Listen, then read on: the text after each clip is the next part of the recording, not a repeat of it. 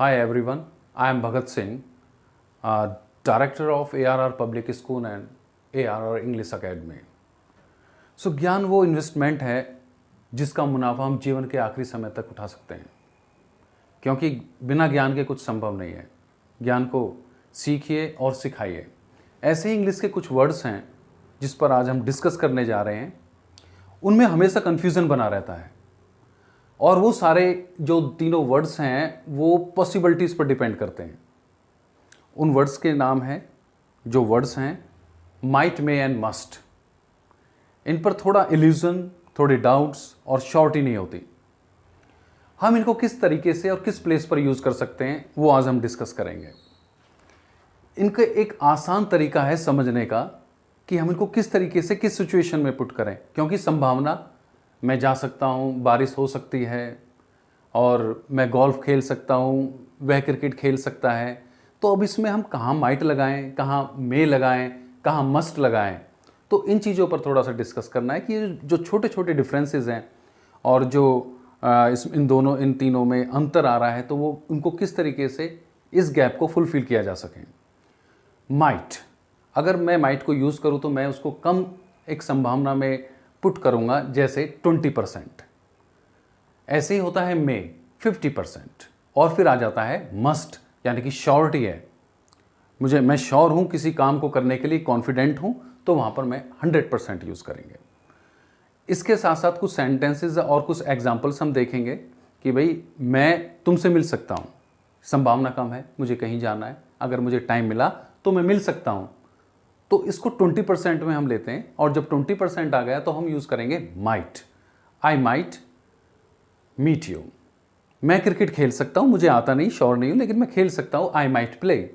अब हम इसी को ही मे के लिए यूज़ करेंगे। ये जो संभावना है अब मे के लिए यूज़ हो जाती है 50%, यानी कि आधा है, चांस है, मैं आ सकता हूँ और नहीं भी आ सकता, यानी 50% है। तो मैं कह सकता हूँ कि आई मे कम, मैं जा सकता हूँ। आई मे गो।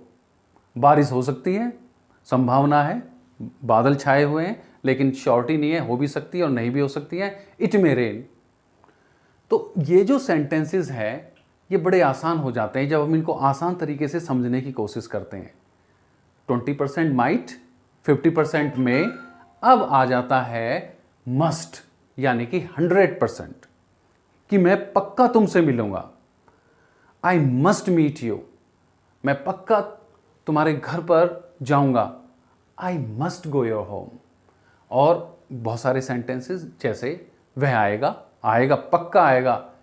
ही must come, he must go, she must meet me. तो ये मस्ट हो गया, यानी कि 100%। जैसे भाई अब की बार मैं अच्छे मार्क्स लेकर आऊँगा, यानी कि 70% तो आने ही आने हैं। I must get 70% marks in the exam.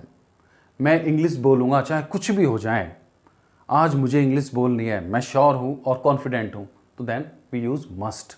I must speak English, you must speak English, they must speak English. अब यही चीज़ें मस्ट, ये माइट की तरफ चली जाएं, यानी कि जहाँ कम संभावना है, श्योरिटी है नहीं, कॉन्फिडेंट है नहीं, तो वहाँ माइट को यूज़ कर लेंगे कि भाई मैं इंग्लिश बोल सकता हूँ, यानी कि श्योर नहीं हूँ, हेजिटेशन है और डर लग रहा है मुझे, काफ़ी ऐसा स्केयर फील कर रहा हूँ मैं, तो मैं कह सकता हूँ I might speak English, he might speak English, she might speak English. और फिर मेरे आधे आधे चांसेस हो गए कि बोल भी सकता हूँ, नहीं भी, सो I can say I may speak English. सो ऐसे ही बहुत सारे सेंटेंसेस बनेंगे। I might ride bike, he may ride bike, she may ride bike, या अगर श्योरिटी है he must ride bike.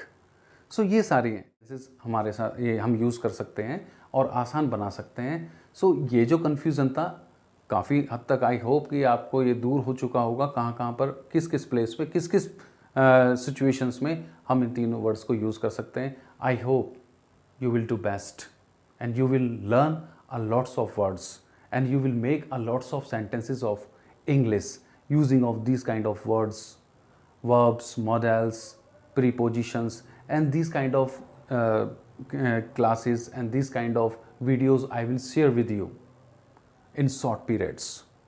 And you will enjoy with it. And at the last, I would like to say, keep continue and touch and connect with these kind of English sentences. Read English, watch English programs. I hope you will do. So thank you very much watching this video. I hope you will do best and be happy ever. Thank you very much, and don't forget to share and comment on my video. Thank you very much.